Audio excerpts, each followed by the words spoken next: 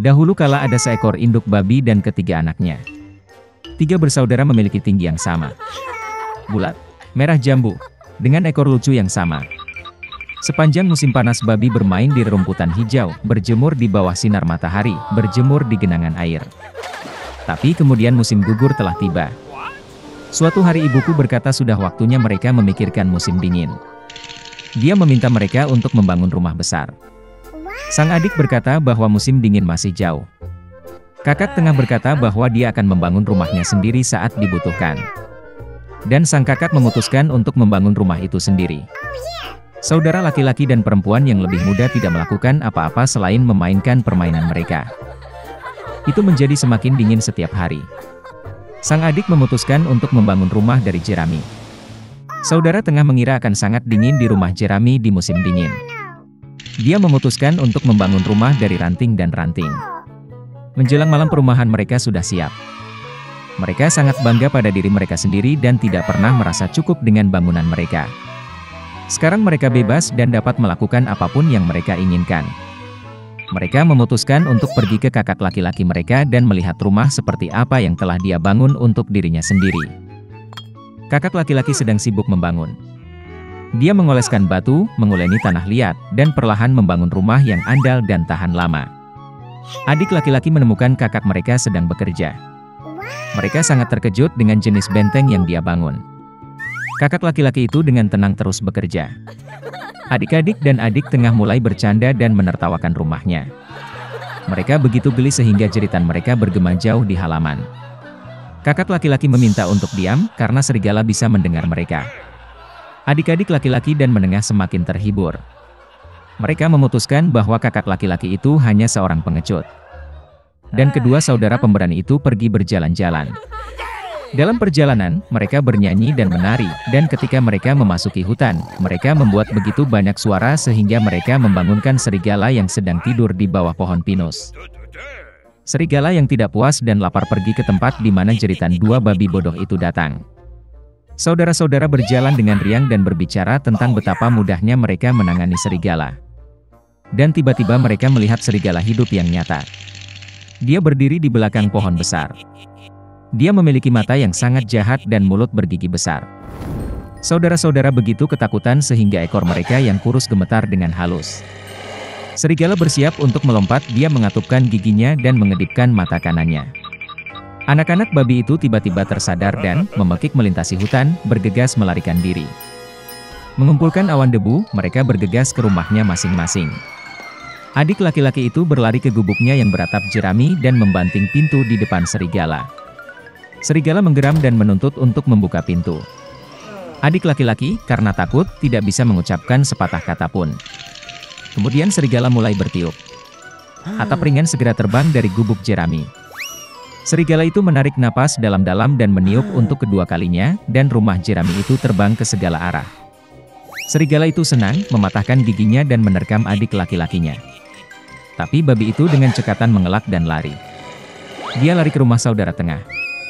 Saudara-saudara berhasil mengunci diri dan saling memandang dengan cemas. Serigala itu marah dan mulai meniup. Rumah itu agak miring. Serigala itu meniup sedetik, lalu ketiga, lalu keempat kali. Tapi rumah itu masih berdiri. Serigala menarik napas dalam-dalam dan meniup untuk kelima kalinya. Rumah itu berguncang dan hancur berantakan. Hanya satu pintu yang berdiri selama beberapa waktu di tengah reruntuhan. Dengan ngeri, anak-anak babi itu bergegas ke rumah kakak laki-laki mereka. Serigala itu mengejar mereka. Dia yakin kali ini babi tidak akan lari darinya. Anak-anak babi dengan cepat berlari melewati pohon apel besar bahkan tanpa memukulnya. Dan serigala tidak sempat berbalik dan menabrak pohon apel yang menutupinya dengan apel. Satu apel keras menghantamnya di antara kedua matanya. Sebuah benjolan besar melonjak di dahi serigala.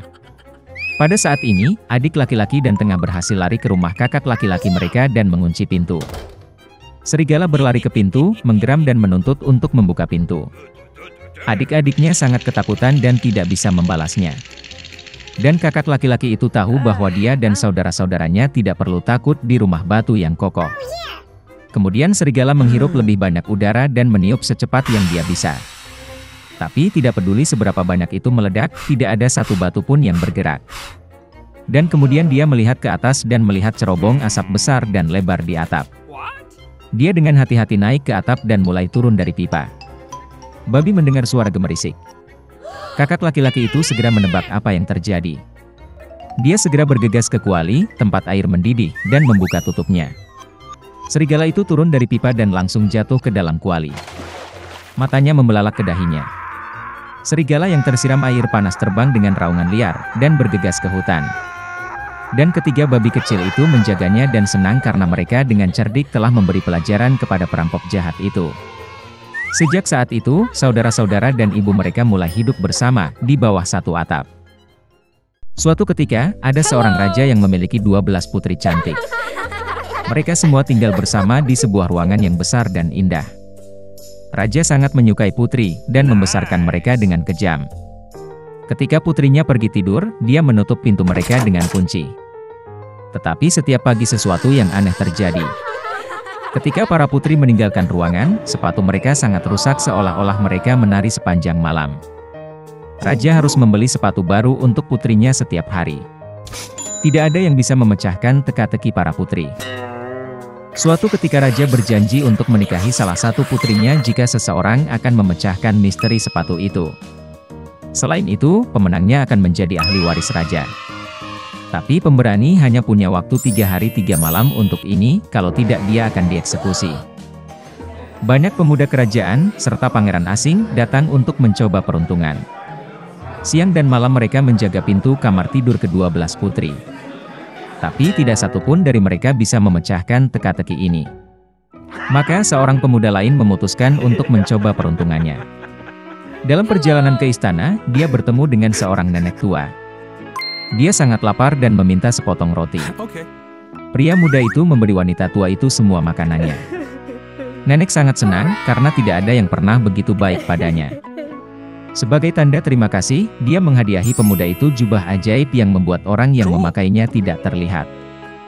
Selain itu, wanita tua itu memerintahkan untuk tidak meminum apapun yang akan diberikan sang putri. Pria muda itu berterima kasih padanya dan pergi ke kastil.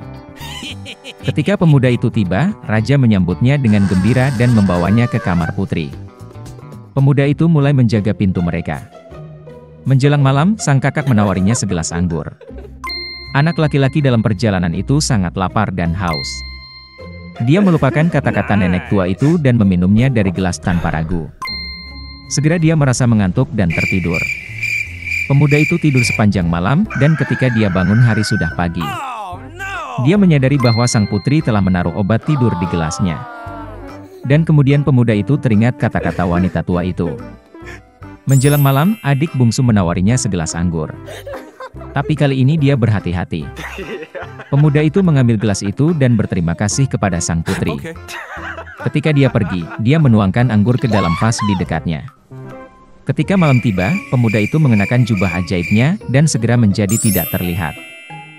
Dia diam-diam masuk ke kamar putri dan melihat bahwa semua putri mengenakan gaun pesta terbaik mereka. Kemudian mereka pergi ke dinding dan mulai mendengarkan jika pemuda itu sedang tidur. Pemuda itu bermain bersama mereka dan mulai mendengkur pelan. Ketika gadis-gadis itu yakin bahwa dia sudah tidur, kakak perempuan itu memindahkan tempat tidurnya. Di tempat yang sama, sebuah pintu masuk rahasia terbuka, dan para putri mulai turun ke dalamnya. Pria muda itu mengikuti mereka. Ketika langkah-langkah itu berakhir, mereka menemukan diri mereka di hutan yang menakjubkan. Daun di pohon itu emas murni. Pemuda itu membawa satu ranting bersamanya dan terus mengikuti para putri. Setelah menempuh perjalanan panjang, mereka berhenti di tepi danau. Di sana para gadis sudah menunggu 12 pangeran tampan di perahu mereka. Ketika para putri menaiki perahu mereka, pemuda tak terlihat itu juga melompat ke salah satu dari mereka. Para pangeran mengangkut mereka menyeberangi sungai, dan mereka berakhir di sebuah kastil yang besar dan indah. Musik yang indah terdengar darinya. Memasuki kastil, para putri mulai menari. Mereka menari tanpa henti sepanjang malam. Tentu hal ini membuat sepatu mereka tidak bisa digunakan.